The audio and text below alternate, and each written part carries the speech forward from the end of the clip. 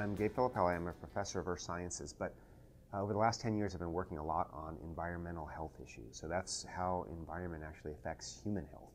My work specifically with lead and lead poisoning is to better understand why it is that some populations seem to be so vulnerable to lead poisoning. Lead is a neural toxin and a renal toxin, so it affects both the nerve system, plus it affects your ability to handle water, kidneys basically. Lead is always present naturally in the environment, but usually really, really low levels. It ends up like with a lot of industrial activities, we've concentrated lead. And we concentrate it largely in cities. And so for adults and for the general population, when they're exposed to high levels of lead, they show several characteristic symptoms. One is that they get tremors because it affects your nervous system.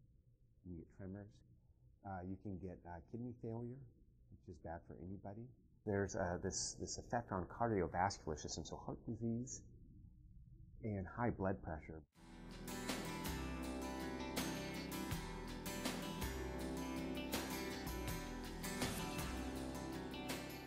Children from prenatal to about 6 or so, they're busy building all of those neural networks that we all have in our head, right, in our nervous system. And when you get lead in your system, especially when you're at that age, when you're forming these neurons, the neurons form incorrectly. Because, not to get too technical, but lead looks just like calcium to your body. Identical, same size and everything. Calcium is really important for your neurons. It's what we call a neurotransmitter. But the problem is when there's lead there, your neurons form to the shape and charge of lead. Unfortunately, it's slightly different than calcium.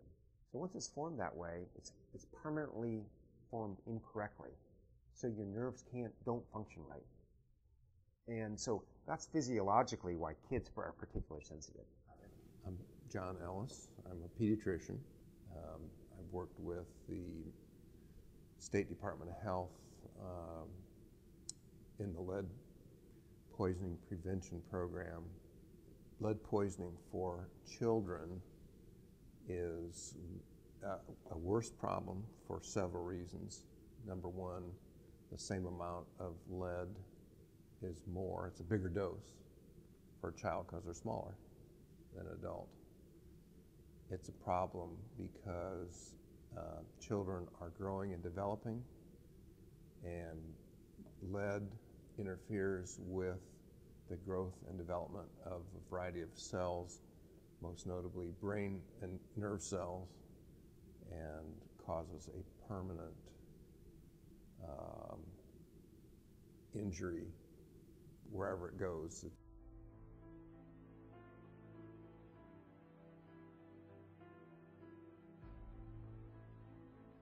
Generally speaking, it's believed that those damages, particularly to the nervous system, are permanent. What that does is it puts them in a permanent intellectual disadvantage. So there's a very strong relationship between exposure to lead as a kid and lower IQ.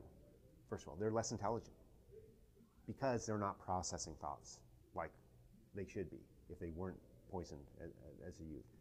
The other thing is kind of obvious too. You think about, in order to have attention to detail or attention to task, you have to have, your neurological system has to be focused on something and very consistent. When part of that's compromised, you lose that attention to task. And what we call that clinically is attention deficit hyperactivity disorder. So kids usually have really strong ADHD issues. So you think about this a little bit. If you lose some intelligence and you have a lot of hyperactivity or attention deficit disorders, you're not going to perform well in school, right? And so that automatically puts you at a disadvantage later on in life. You are much more likely to be in prison systems, incarcerated for violent crimes. That's likely because decision-making abilities and employment potential and education potential are so low for some of these kids exposed that they end up living lives of crime.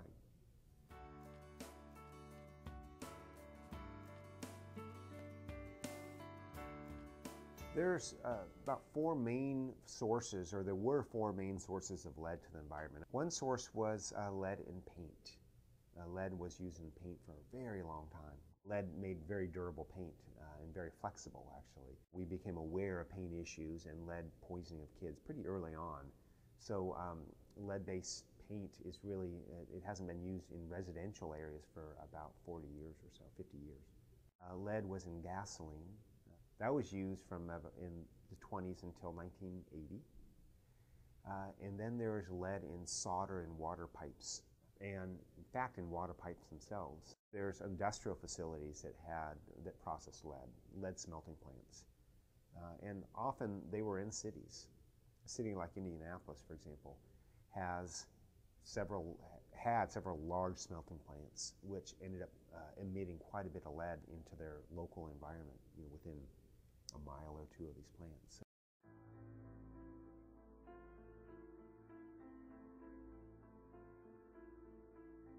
Lead paint on surfaces ages, it tends to crack and chip, and it reportedly has a kind of sweet taste. So kids will eat lead paint if they have an opportunity. In addition, lead paint on, say, a window, when the window goes up and down, it turns that lead paint into dust. And that lead paint, then the lead dust goes everywhere. It's on not only the floor, it's on toys, it's on eating utensils and so forth.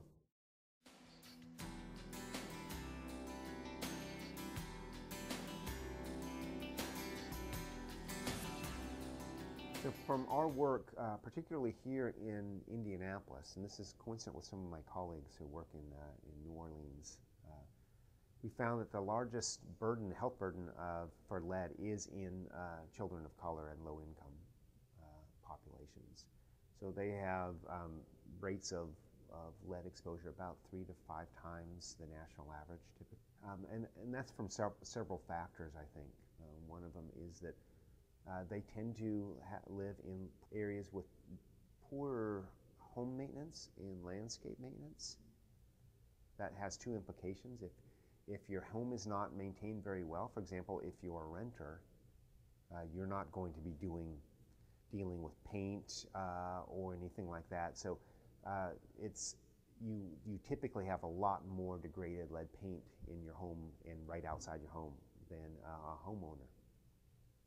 Also, the soils around your house might be maintained less well, so that all of that lead that deposited in the soils from gasoline or from eroded paint, decayed paint, you're much more likely to come in contact with it. There may be some other factors, nutritional factors, such as a diet that's maybe low in iron, calcium, or protein that might make them more at risk.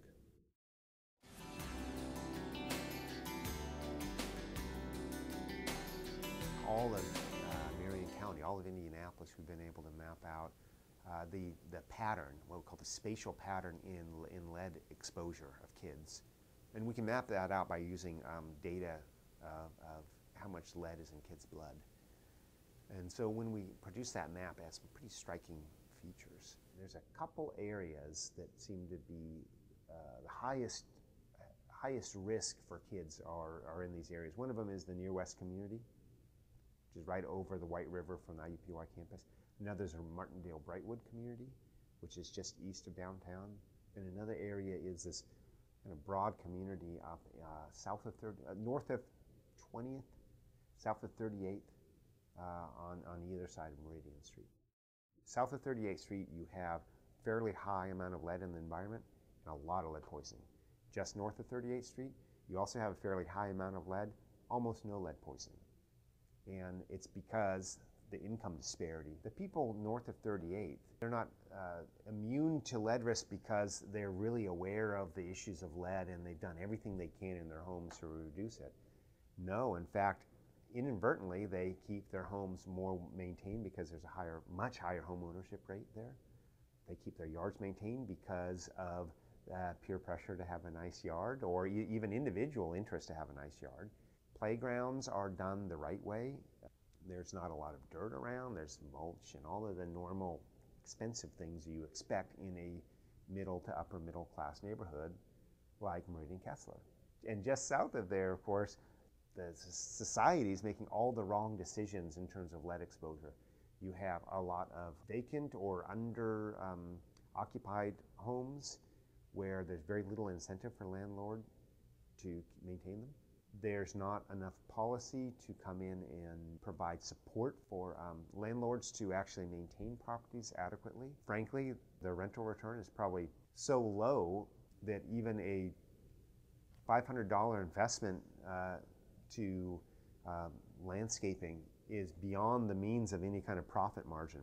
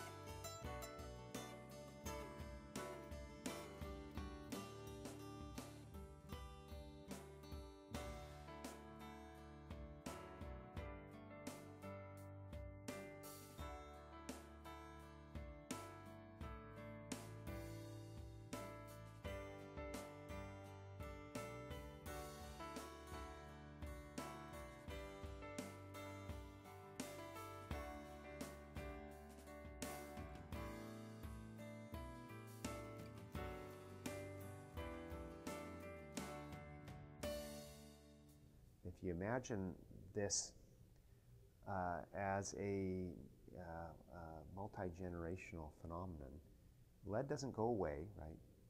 I live in this neighborhood. I might have been lead burdened myself. I have children, and so my future is a little bit dimmer than those who live in an area where they weren't lead affected. My children might also have a dimmer future. Maybe they were lead affected, or maybe I just have not achieved the potential I could have, so therefore I can't provide for my children the same kind of resources that my equivalent across the street in a non-contaminated area has.